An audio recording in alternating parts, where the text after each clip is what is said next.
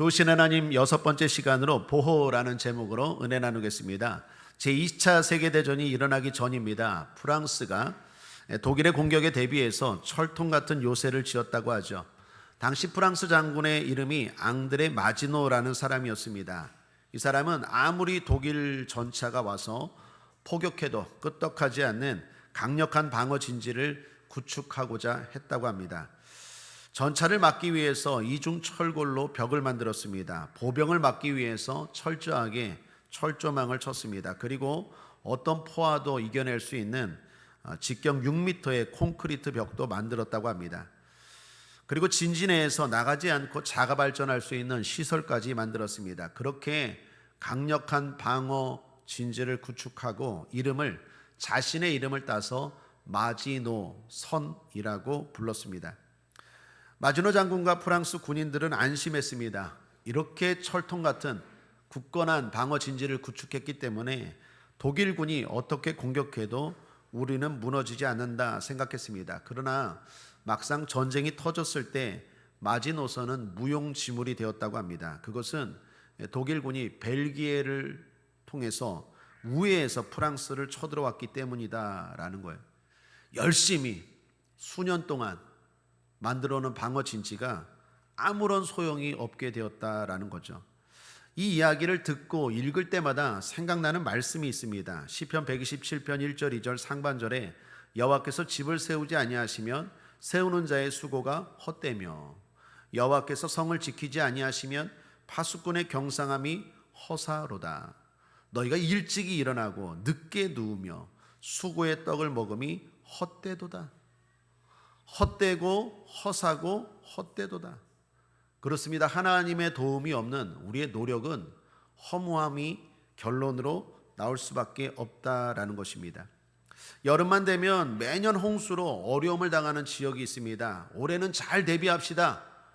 올해 홍수 때는 우리 지역, 우리 동네 지킵시다. 언론이 떠들어대고 정치인들이 왔다 갔다 하고 여러 가지 애를 쓰고 노력을 합니다. 그런데 그런 일은 매년 또 반복되죠. 범죄가 늘어가는 상황에서 보안은 더욱 철저해졌습니다.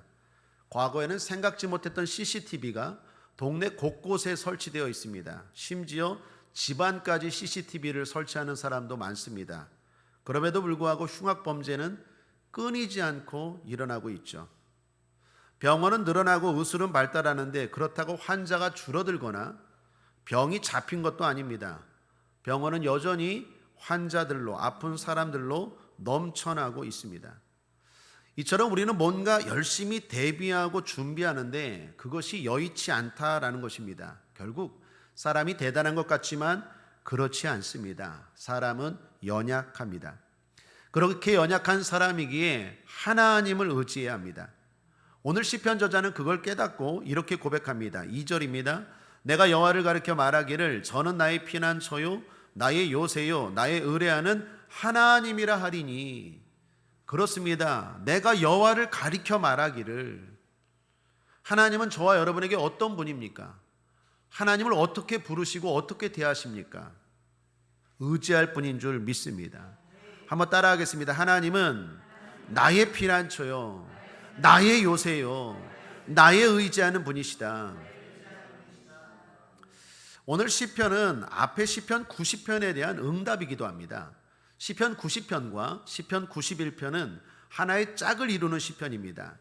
오늘 여러분이 읽은 시편 91편을 보시면 표제가 없죠. 보통 시편들은 표제가 있습니다. 표제가 뭡니까? 1절 위에 작은 글씨로 뭔가 이렇게 쓰여진 내용입니다.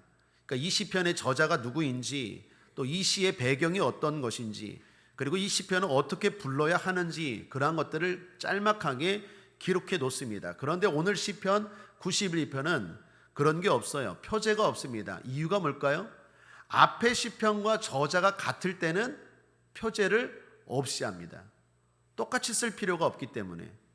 그럼 앞에 시편 90편의 표제를 보면 여러분 뭐라고 되어 있습니까? 시편 90편 1절 위에 하나님의 사람 모세의 기도. 아, 그렇구나. 시편 90편이나 91편이나 저자가 누구라고요? 모세다라는 것입니다. 모세가 쓴 시편입니다. 그러면 내용은 뭘까요? 시편 90편을 읽어보면 여러분 아는 내용입니다. 한마디로 정리하면 인간은 연약하다, 세월이 빠르다 뿐만 아니라 짧다 뿐만 아니라 수고롭다. 그래서 결론은, 모세가 깨달은 결론이 뭡니까? 인간은 연약하다라는 거예요. 그리고 그 연약한 인생의 답이 바로 시편 91편입니다. 시편 90편에서는 연약함을 깨달았어요. 아, 내가 이렇게 준비하고 대비를 하고 애를 쓰고 노력을 해도 안 되는구나 라는 걸 깨달았어요. 그렇다면 그 답이 뭡니까? 그게 시편 91편입니다. 그래서 시편 91편에서 말하는 거예요. 연약한 인생이 강력하게 사는 비결은 하나님을 의지하는 것이다. 그분을 피난처로 삼고 요새로 삼고 의지할 때 참된 보호를 누릴 수 있다라는 것입니다. 이건 모세만의 깨달음이 아니라 저와 여러분의 깨달음인 줄 믿습니다. 특별히 성도라면 이것을 누구보다도 잘 알고 살아가는 사람인 것입니다. 그래서 우리는 하나님을 더욱 의지해야 합니다. 잠언 18장 10절 함께 읽겠습니다. 시작. 여호와의 이름은 견고한 망대라. 의인은 그리로 달려가서 안전함을 얻느니라. 어디로 달려갑니까? 어디로 달려가야 우리 안전이 있습니까? 그리로 달려가야 합니다. 하나님께 달려가야 합니다. 아무리 경제적으로 어렵고 정치적으로 혼란스럽고 환경적으로 불안해도 주님께 달려가면 안전함을 얻느니라. 의인은, 성도는 그리로 달려갑니다. 그렇게 주님을 의지하는 사람, 주님은 보호해 주십니다. 반대로 주님을 의지하지 않습니다. 다른 걸 의지합니다. 내 힘으로 해보려고 합니다. 그런 노력들의 결과는 뭡니까? 헛됨입니다. 허무함입니다. 상처입니다. 이사야 31장 1절 3절에 보면 이런 말씀이 있습니다. 도움을 구하러 애굽으로 내려가는 자들은 화 있을진저 그들은 말을 의뢰하며 병거의 많음과 마병의 심히 강함을 의지하고 이스라엘의 거룩하신 자를 앙모치 아니하며 여호와를 구하지 아니하거니와 여호와께서도 지혜로우신즉 재앙을 내리실 것이라. 그 말을 변치 아니하시고 일어나사 악행하는 자의 집을 치시며 행악을 돕는 자를 치시리니 애굽은 사람이요 신이 아니며 그 말들은 육체요 영이 아니라 여호와께서 그 손을 드시면 돕는 자도 넘어지며 도움을 받는 자도 엎드러져서 다 함께 멸망하리라. 얼마나 무슨 말이십니까? 우리가 눈에 보이는 그런 많은 강함과 부함이 헛되다는 거예요. 신도 아니고 영도 아니라는 거예요. 돕는 자도 도움을 받는 자도 다 함께 멸망하리로다. 우리가 의지할 분은 주님인 줄 믿습니다. 자, 그렇다면 우리가 주님을 의지한다, 주님을 의지한다라고 말하는데 구체적으로 의지한다는 게 뭘까요? 하나님이 지금 여기 보입니까? 그럼 내가 이렇게 의지하면 전봇대에 이렇게 기대는 것처럼 그게 의지하는 겁니까? 여러분, 하나님을 의지한다는 것이 구체적으로 뭘까요? 오늘 모세는요 시편 91편에서 우리에게 답을 주고 있습니다. 구체적으로 세 가지를 말하고 있는데 14절을 보십시오. 함께 읽어보죠. 시작. 하나님이 가라사대 저가 나를 사랑한즉 내가 저를 건지리라. 저가 내 이름을 안즉 내가 저를 높이리라. 저가 내게 간구하리니. 자, 여기 보십시오. 하나님을 의지하는 사람의 세 가지 구체적인 행동이 나옵니다. 난 하나님을 의지해 라고 말하는 사람은 그 하나님을 사랑해요. 이용하는 게 아니라 사랑해요. 그 하나님을 생각합니다. 그 하나님의 말씀을 따르려고 노력합니다. 그 하나님의 뜻대로 살려고 힘을 씁니다. 마음이 그분께 가 있어요. 어디서든지 그분을 생각하고 사랑합니다. 뿐만 아니라 그 사람의 행동은 어떻습니까? 그 하나님을 더 알려고 해요. 그 하나님이 어떤 분인지, 그 하나님의 말씀이 어떤 것인지, 그 하나님의 뜻이 뭔지 알려고 해요. 그리고 그 사람의 행동은 기도합니다. 하나님이 도와주실 걸 믿기에 기도해요. 간구해요. 응답을 믿어요. 기도가 헛되지 않다는 걸 알아요. 그게 하나님을 의지하는 사람이에요. 난 하나님을 의지해. 말로만? 아니요. 난 하나님을 의지해 라고 하는 사람은 늘 하나님을 사랑해요. 생각해요. 그분의 말씀을 알려고 하고 그분을 알려고 해요. 그리고 그분은 꽤 기도하고 간구하는 사람, 그 사람이 하나님을 의지하는 사람이에요. 이사야서 58장 9절에 내가 부를 때에는 나 여호와가 응답하겠고 내가 부르짖을 때에는 말하기를 내가 여기 있다 하리라. 하나님을 의지하고 찾으면 하나님이 반응하신다라는 것입니다. 그래서 결국 하나님을 의지하는 사람은요, 교회를 가까이 합니다. 여러분, 그분을 사랑하니까 그분의 집이 교회 아닙니까? 교회를 사랑해요. 가까이 해요. 그분을 알고 싶어요. 어떻게 알 수 있습니까? 교회에서 하나님의 말씀을 들어요. 하나님의 말씀을 배워요. 뿐만 아니라 기도합니다. 간구합니다. 어디서 기도합니까? 예수님은 교회가 만민이 기도하는 내 집이라고 하는데, 집에서도 기도할 수 있죠. 걸어다니면서도 기도할 수 있죠. 그러나 공식적으로 기도하는 것이 교회예요. 하나님이 만나주시는 것이 교회예요. 우리가 하박국서 새벽기도 때 이런 말씀 나눴죠. 하나님은 어디에나 계십니다. 믿습니까? 그러나 하나님은 성전에서 만나주십니다. 그래서 어디서나 기도할 수 있지만 특별히 성전에서 기도하셔야 돼요. 사랑하는 여러분, 하나님을 의지하는 사람은 그래서 결국 교회를 가까이 하고 교회를 사랑합니다. 이렇게 하나님을 의지하는 사람, 하나님이 결코 그냥 두지 않으십니다. 반드시 보호하십니다. 6절 7절을 보십시오. 흑암 중에 가는 연병과 백주에 황폐케 하는 파멸을 두려워 아니하리로다. 천인이 내 곁에서 만인이 내 우편에서 엎드러지나 이 재앙이 내게 가까이 못하리로다. 온갖 흉흉한 소리가 들려옵니다. 그런데 이상하죠? 난 두렵지 않아요. 연병이 도는데요, 백주께 황폐케 하는 파멸들이 일어난대요. 근데 이상하게 난 두렵지 않아요. 또한 수많은 사람들이 여러 가지 재앙으로 넘어져요. 1000명이 10,000명이 넘어져요. 근데 이상하죠? 재앙이 나를 피해가요.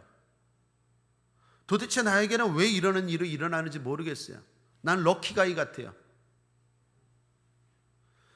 여러분, 그런데 세상에 당연한 게 어디 있습니까? 우연이 어디 있습니까? 우연도 한두 번이지 계속되는 우연이 어디 있습니까? 그것은 하나님이 보호하시기 때문인 줄 믿습니다. 이사야서 43장 2절 3절입니다. 내가 물가운데로 지날 때에 내가 함께할 것이라. 강을 건널 때에 물이 너를 침몰치 못할 것이며 내가 불가운데로 행할 때에 타지도 아니할 것이요 불꽃이 너를 사르지도 못하리니 대저 나는 여호와 내 하나님이요 이스라엘의 거룩한 자요 내 구원자임이라. 하나님이 보호하시기 때문이에요. 우리가 물 가운데 다닐 때도 있고 불 가운데 다닐 때도 있어요. 우리가 차를 타고 다닐 때도 있고 걸어 다닐 때도 있어요. 그런데 하나님 말씀합니다. 하나님 의지하는 자 하나님이 보호하신대요. 이상한 게 아니에요. 우연이 아니에요. 하나님이 보호하시기 때문이에요. 신명기 32장 10절에 여호와께서 그를 황무지에서 짐승에 부르짖는 광야에서 만나시고 호위하시며 보호하시며 자기 눈동자같이 지키셨도다. 눈동자같이 철저하게 정확하게 우리를 지켜보시고 보호하시는 줄 믿습니다. 시편 121편 4절 7절 이스라엘을 지키시는 자는 졸지도 아니하고 주무시지도 아니하시리로다. 여호와는 너를 지키시는 자라. 여호와께서 내 우편에서 내 그늘이 되시나니 낮에 해가 너를 상치 아니하며 밤의 달도 너를 해치 아니하리로다. 여호와께서 너를 지켜 모든 환난을 면케 하시며 또 내 영혼을 지키시리로다. 강조하는 게 뭡니까? 지키신다, 지키신다, 지키신다. 하나님을 의지하는 하나님의 자녀들 하나님이 지켜주십니다. 그러므로 우연이 아닙니다. 이상한 일이 아니에요. 하나님이 지켜주세요. 그러나 하나님이 보입니까? 보이지 않아요. 그래서 이런 일들이 마치 자연스러운 것처럼 느껴지는 거예요. 사랑 여러분, 하나님은 주로 자연스럽게 보이지 않게 알지 못하게 우리를 지키시고 보호하신다는 것 아시길 바랍니다. 자, 그러나 때로는요 기적적인 방법으로도 지켜주세요. 그게 바로 11, 12절입니다. 11, 12절 함께 읽겠습니다. 시작. 저가 너를 위하여 그 사자들을 명하사 내 모든 길에 너를 지키게 하심이라. 저희가 그 손으로 너를 붙들어 발이 돌에 부딪히지 않게 하리로다. 대부분 하나님이 우리를 지키실 때 모르게 지켜주세요. 우리가 의식하지 못하게 자연스럽게 하나님이 알게 모르게 우리와 함께 하시고 딱 지켜주세요. 그래서 이상하게 나는 재앙이 피해가고 어려움이 피해가고 난 럭키가이 같아요. 항상 행운이 나를 따라오는 것 같아요. 그렇게 하나님이 지키세요. 그런데 아주 때로는요 주로 자연스럽게 지키시고 아주 때로는 기적적으로 지키세요. 오늘 방금 읽은 이 말씀에서 그 사자들을 명하사, 그 사자가 뭡니까? 천사입니다. 때로는 천사들을 동원해서 급박한 상황에서 기적같이 지켜주신다라는 것입니다. 종종 큰 위기와 사고 가운데서 유일하게 구원받는 사람들, 구원받는 일들이 일어나죠. 침몰하는 배에서 살아남은 사람이 있습니다. 허리케인 같은 큰 태풍이 지나간 곳에서 살아남은 사람들이 있어요. 무너지는 건물 현장에서 살아난 사람도 있고, 함몰된 광산, 갱도에서 살아남은 사람도 있다라는 것을 우리는 뉴스나 이런 것들을 통해서 듣게 되죠. 여러분, 한 가지만 소개하면 여러분도 잘 아시는 9.11 테러 사태입니다. 미국을 상징하는 세계 무역센터가 있죠. 이슬람의 무장 세력들이 비행기로 그냥 치고 자폭을 했어요. 많은 사람들이 그 빌딩이 미국을 상징하는 경제대국, 초강대국 미국을 상징하는 그 무역센터가 무너졌어요. 그래서 하루아침에 수많은 생명이 죽게 되고 많은 사람들이 다쳤죠. 근데 그 사고 가운데 살아남은 한 분이 계십니다. 이희돈 장로님. 이분 간증 많이 들었을 거예요. 이희돈 장로님. 1년에 한 번 있는 이사회가 마침 그날 거기서, 그것도 첫 번째 비행기가 치고 들어갔던 그 14층에서 있었대요. 14층. 그래서 그날 아침 늘 가던, 이제 회의를 하려고, 무역센터를 가려고 미국은 넓지 않습니까? 그러니까 비행기로 출퇴근해요. 이건 뭐 상상도 못하고, 우리는 자가용으로 출퇴근하는데 거기 미국은 비행기로 출퇴근할 정도로 뭐 땅이 넓으니까. 그러니까 아침에 이사회 참석하려고 그 무역센터 가려고 공항에서 간데 루틴이 있잖아요. 아침에 커피들, 보통 미국 사람들 커피 하잖아요. 뭐 뉴요커인가? 뉴욕 사람들은 그런지 모르겠는데 커피를 한 잔 마셔야 되는데, 공항에 갔는데 평소 갔던 그 커피숍이 사람이 많은 거예요. 평소보다 3배가 많았대요. 줄이 서 있는 거예요. 시간이 안 되는, 비행기 놓칠 거예요. 그 옆에 갔더니 옆에는 가게 문이 열었는데 종업원이 어딜 갔는지 도대체 안 오는 거예요. 할 수 없이 평소에 안 먹던 과일 주스 가게에서 딸기 주스를 먹었대요. 딸기 주스를 먹었는데 이게 웬걸이요? 배탈이 나는 거예요. 평소 안 먹던 걸 먹으니까 배가 아픈 거예요. 계속 배가 아파갖고 간신히 그냥 시들시들해갖고 결국에는 약속 시간보다 늦게 간 거예요. 본인도 약속 시간보다 늦게 갔기 때문에 거기에 스태프들도, 자기와 함께 참석하려는 스태프들한테 전화해서 어차피 나 참석 못하니까 여러분들도 철수하십시오. 그랬대요, 2명에게. 그런데 그게 신의 한 수였죠. 1시간, 배탈이 나서 1시간 늦었는데 무역센터가 무너진 거예요. 그것도 본인이 회의하려고 하는 14층을 때려서 많은 사람들이 생명을 잃고 어려움을 당했죠. 이분이 말합니다. 이희돈 장로님이 천사들이 나의 출근길을 막았다고. 사랑 여러분, 하나님은 때로 기적적으로 하나님을 의지하는 자를 지키시고 보호하시는 줄 믿습니다. 결코 그냥 두지 않으세요. 하나님이 지키십니다. 좋으신 하나님입니다. 왜 그렇습니까? 하나님을 의지하는 자, 하나님이 그냥 내버려 두지 않으세요. 반드시 보호하시는 줄 믿습니다. 자, 그런데 주님을 의지하는 성도가 주의해야 할 것이 있습니다. 결론적으로 2가지인데, 주의해야 할 것, 기억해야 할 것. 주의해야 할 것이 뭘까요? 그건 시험입니다. 11, 12절을 다시 한번 읽어보면, 저가 너를 위하여 그 사자들을 명하사 내 모든 길에 너를 지키게 하심이라. 저희가 그 손으로 너를 붙들어 발이 돌에 부딪히지 않게 하리로다. 자, 방금 읽은 이 말씀은요, 신약 성경에도 등장하는 말씀입니다. 특별히 유명한 현장에서 나온 말씀입니다. 바로 예수님이 마귀에게 시험당하실 때, 마귀가 예수님을 넘어뜨리려고 할 때, 시험할 때 이 말씀을 인용합니다. 마태복음 4장 6절을 보십시오. 함께 읽어보겠습니다. 시작. 가로되 내가 만일 하나님의 아들이어든 뛰어내리라. 기록하였으되 저가 너를 위하여 그 사자들을 명하시리니 저희가 손으로 너를 받들어 발이 돌에 부딪히지 않게 하리로다 하였느니라. 자, 여기 기록하였으되라는 것은 구약 성경을 말합니다. 그리고 바로 오늘 본문인 시편 91편 11, 12절을 말해요. 자, 이는 먼저 뭘 말할까요? 마귀는 성경을 잘 알아요. 근데 문제는 뭐예요?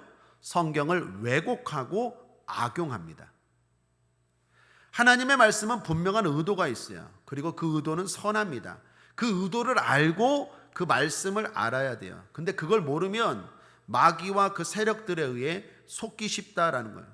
즉 마귀가 예수님을 넘어뜨리려고 할 때 구약 성경, 우리가 방금 읽은 시편 91편을 인용해서 시험하는 거. 예를 들면 이거죠. 너 하나님의 아들이라며, 너 교회 다닌다며, 니네 아버지가 하나님이라며, 너 기도 열심히 하잖아, 너 예배 잘 드리잖아, 너 오늘도 주일 예배 드렸잖아.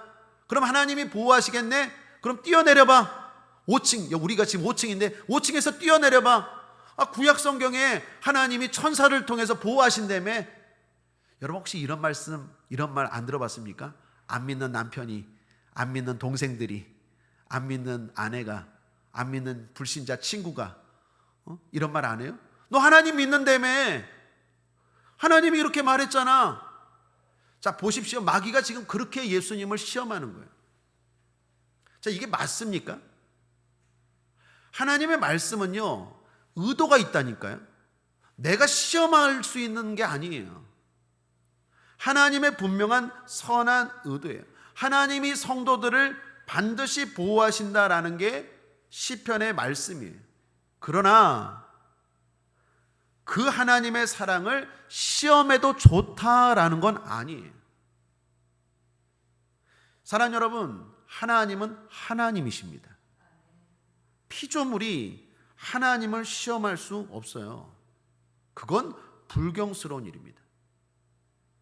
예수님이 이 같은 마귀의 시험을 어떻게 대응합니까? 자, 마태복음 4장 7절입니다. 함께 읽어보죠. 시작. 예수께서 이르시되 또 기록되었으되 주 너의 하나님을 시험치 말라 하였느니라 하신대. 자, 예수님도 뭐라고요? 기록되었으되. 말씀은 말씀으로 물리쳐야 되는 거예요. 여러분, 이단과 사이비들이 말도 안 되는 걸로 여러분을 유혹할 때 여러분도 말씀을 제대로 알아야 물리칠 수 있어요. 예수님이 마귀가 말씀을 인용했어요. 그런데 자기 욕망, 자기 멋대로 인용해서 예수님을 시험하려고 하니까 예수님이 말씀을 인용해서 제대로 된 인용을 가지고 마귀의 욕을 물리칩니다. 예수님 뭐라고 말합니까? 그 말씀 그렇게 사용하는 게 아니야. 하나님이 뭐라고 말했느냐? 주 너의 하나님을 시험치 말라고 했어. 예수님이 인용한 말씀은요, 정확하게 구약의 신명기 말씀입니다. 신명기 6장 16절입니다. 너희가 마사에서 시험한 것 같이 너희의 하나님 여호와를 시험하지 말고. 예수님이 이 구약에 이 말씀을 인용한 거예요. 자, 여기 보십시오. 마귀도 말씀을 인용하고 예수님도 말씀을 인용합니다. 그런데 차이가 뭡니까?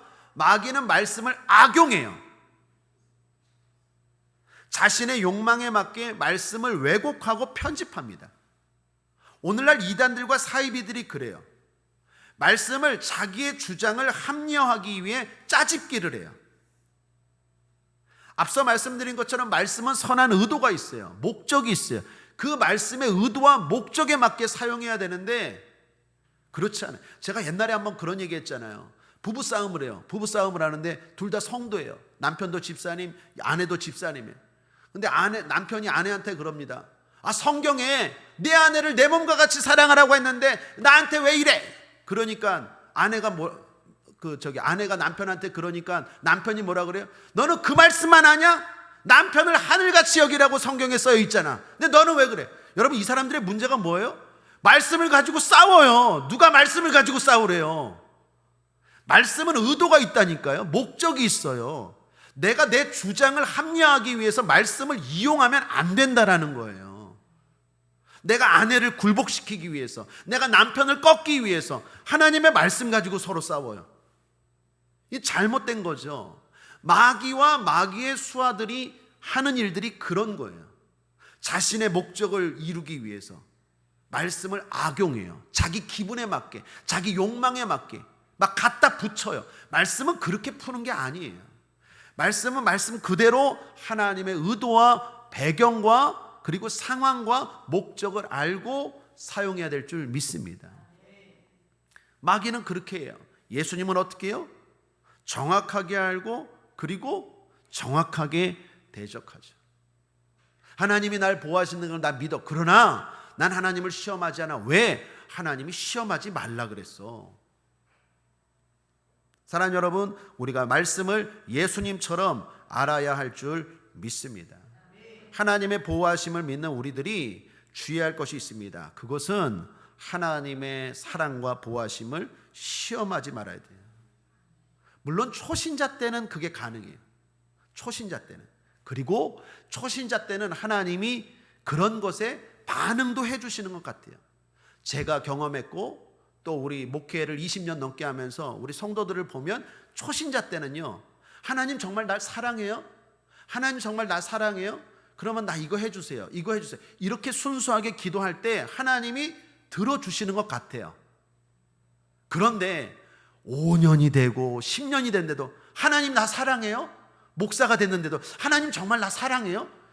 이거는 다 큰 애기가 수빈이처럼 하는 거랑 똑같이 하나님은 시험의 대상이 아니에요. 잊지 마십시오.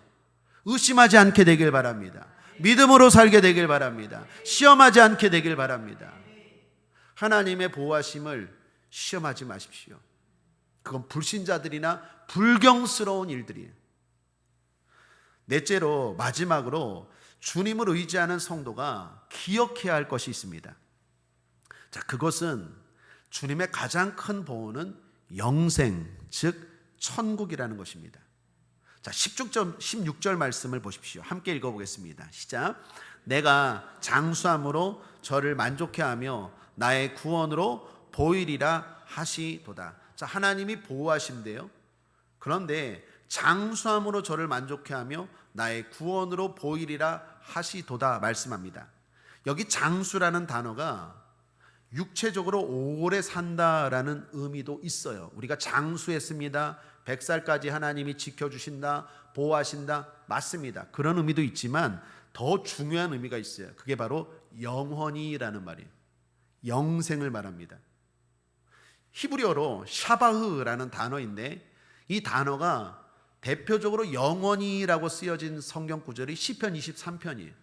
시편 23편 6절을 보시면 나의 평생에 선하심과 인자하심이 정녕 나를 따르리니 내가 여호와의 집에 영원히 거하리로다. 이게 장수함으로 이거와 같은 단어예요. 같은 단어인데 신명기 시편에서는 91편 오늘 시편 91편에서는 장수함으로 한글로 번역했고 시편 23편에서는 영원이라고 번역했어요. 샤바흐라고 히브리어로는 같은 단어입니다. 자, 여러분 이는 뭘 말할까요? 하나님의 보호하심은 이 땅에서만의 보호만을 의미하지 않는다라는 거예요. 하나님의 가장 큰 보호는 지옥에서의 보호입니다. 천국에서 영생 복락을 누리는 걸 말하는 줄 믿습니다. 자, 이게 왜 중요하냐? 그런 의미에서 때로는 질병도 하나님의 보호하심이 될 수 있어요. 질병에 걸렸을 때 하나님이 나를 안 지켜주시나? 하나님이 나를 안 보호하시나? 생각하지 마십시오. 때로는 질병을 통해서도 하나님은 우리를 지켜주세요. 대표적인 경우가 사도 바울입니다. 사도 바울은요, 질병이 있었어요. 얼마나 그 질병이 고통스러웠는지 고질병이 하나님 앞에 간구했어요. 치료해달라고. 그런데 하나님이 치료해주지 않았어요. 바울이 얼마나 고통스러운지 그 질병을 향해서 사탄의 사자라고 말할 정도로 그 질병 때문에 괴로워했어요. 근데 사도 바울은 나중에 깨닫습니다. 이건 하나님이 날 지켜주지 않아서, 날 사랑하지 않아서 이 질병을 허락한 게 아니라 오히려 반대로 날 지키시기 위해서 이 질병을 허락하셨구나라는 걸 깨달아요. 깨닫고 나서 이런 말을 합니다. 고린도후서 12장 7절입니다. 여러 계시를 받은 것이 지극히 크므로 너무 자만하지 않게 하시려고 내 육체의 가시 곧 사탄의 사자를 주셨으니 이는 나를 쳐서 너무 자만하지 않게 하려 하심이라.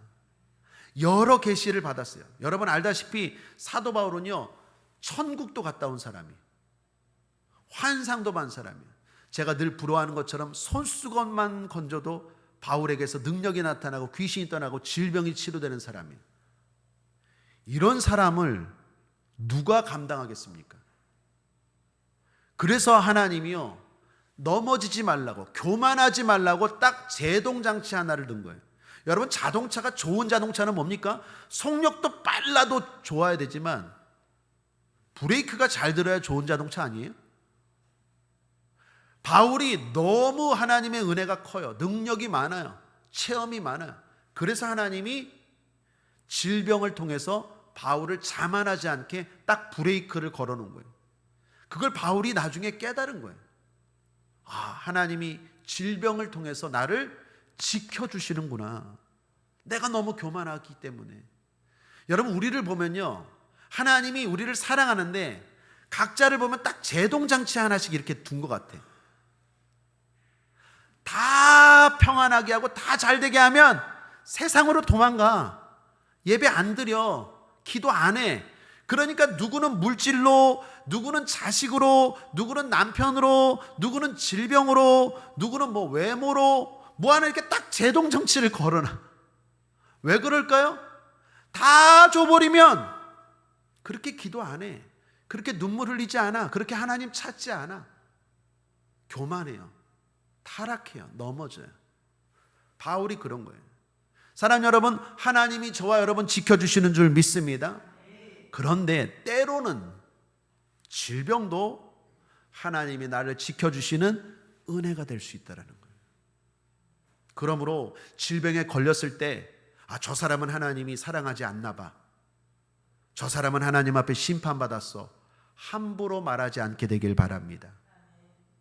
또한 내가 질병에 걸렸다고 해서 낙심하지 않게 되길 바랍니다.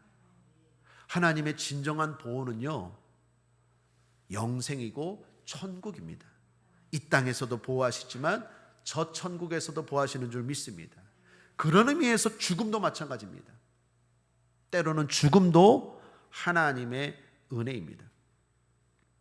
하나님은 온갖 재난과 환난에서 저와 여러분 지켜주시는 줄 믿습니다. 우리의 생명을 상하지 않게 하시는 줄 믿습니다. 근데 때로는 반대의 경우도 있어요. 바로 모세의 경우입니다. 여러분, 모세는 가나안 땅에 들어갔습니까? 못 들어갔습니까? 못 들어갔어요. 왜 못 들어갔습니까? 하나님이 막으셨어요. 모세는 가나안 땅 들어가고 싶어 했습니까? 안 했습니까? 엄청 들어가고 싶어 했어요. 그게 모세의 인생의 목적이었거든요. 40년 동안 이스라엘 백성들을 이끌고 가나안 땅 목전에 왔는데 느보산에서 하나님이 모세를 데려가 버리셨어요. 모세는 참 억울했을 거예요.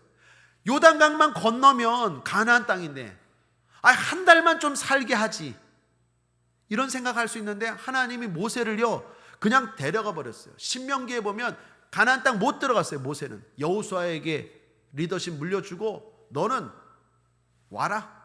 그래서 모세는 죽었어요. 여러분, 왜 모세는 가나안 땅 못 들어갔을까요? 하나님이 왜 죽게 하셨을까요? 그게 모세에겐 불행입니까? 아니요. 반대로 하나님이 지켜주신 거예요. 여러분, 모세가 가나안 땅 들어갔다고 생각해 보십시오. 제가 예언컨대 모세는 백발백중 넘어졌을 거예요. 타락했을 거예요. 여러분, 노아 보십시오. 노아가 방주를요 600년 동안 지었어요. 방주를 그렇게 열심히 짓고 신실했던 노아가 홍수 끝나고 나서 뭐합니까? 술 먹다가 추한 꼴 보이잖아요. 다윗 보세요. 다윗. 그렇게 신실했던 다윗이 쫓겨다니면서도 시편 쓰고 광야에서도 예배드렸던 다윗이 왕이 되고 궁궐에서 여유가 있을 때 간음죄, 살인죄를 짓잖아요. 모세는 가나안 땅 들어갔으면 백발백중 교만해서 넘어졌을 거예요. 하나님 그거 아시고 모세야, 여기까지가 좋다. 인생이 끝이 좋아야지. 와라. 데리고 간 거예요. 모세가 아무리 교만하지 않으려고 해도 환경이 또한 그렇게 만들었어요. 사람들이 모세를 추종했어요. 여러분 생각해 보십시오. 모세가요 홍해바다도 갈랐어요. 반석에서 물이 나오게 했어요. 만나와 메추라기 하나님이 주셨지만 모세를 통해서 주셨어요. 구름기둥 불기둥 가운데 광야를 40년 동안 인도했던 모세예요. 사람들이 그런 모세를 앞에 두고 새파란 여호수아 리더십을 섬기겠어요? 안 돼요. 모세가 아무리 교만하지 않으려고 해도, 모세 스스로는 그렇지 않으려고 해도 주변 사람들이 그렇게 놔두지 않아요.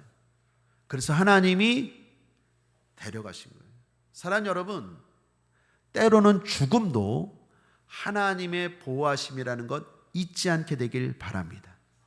왜 그렇습니까? 따라하겠습니다. 죽는 건 끝이 아닙니다.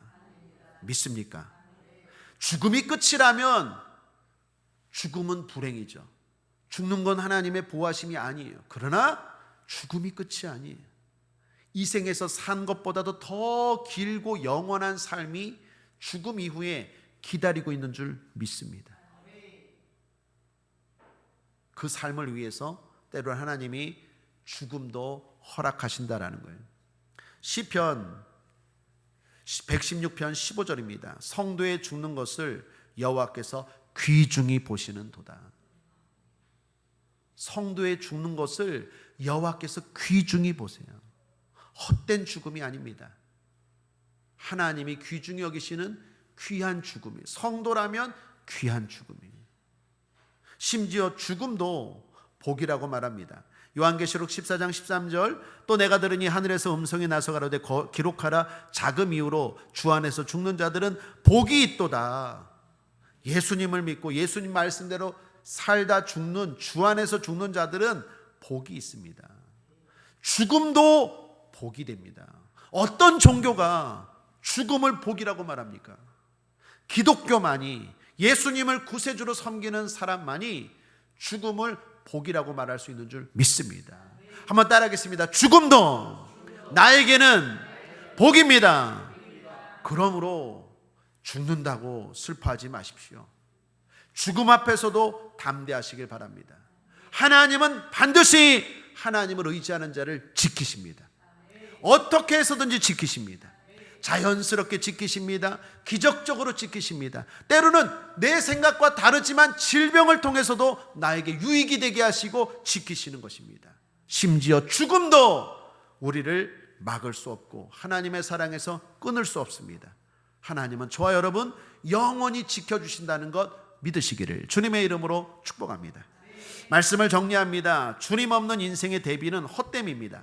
주님이 지켜주시고 보호해 주셔야 합니다. 그러므로 우리는 주님을 의지해야 합니다. 의지한다는 건 그분을 사랑한다는 거요, 알아간다는 거요, 기도한다는 것입니다. 그런 자들을 주님은 반드시 보호하십니다. 대부분 평소에는 자연스럽게, 가끔 때로는 기적적으로 반드시 보호하십니다. 그런데 주님을 의지하는 성도가 주의해야 할 것이 있습니다. 그것은 하나님의 보호하심을 시험하는 것입니다. 하나님은 결코 사람의 시험의 대상이 아니요 경배의 대상입니다. 또한 기억해야 할 것이 있습니다. 성도에게는 때로는 질병도 그리고 죽음까지도 하나님의 보호하심이 될 수 있다라는 것입니다. 그러므로 좋으신 주님의 보호하심을 믿고 그분을 더욱 의지하는 우리가 되어야 하겠습니다. 예수 승님, 기도하겠습니다. 좋으신 하나님 아버지, 오늘도 우리를 사랑하시고 지켜주시니 감사합니다. 주 안에서 주님을 의지하며 담대하게, 행복하게, 두려움 없이 살아가는 하나님의 자녀들 되게 하여 주시옵소서. 감사드리며 예수님의 이름으로 축복하고 기도했습니다. 아멘.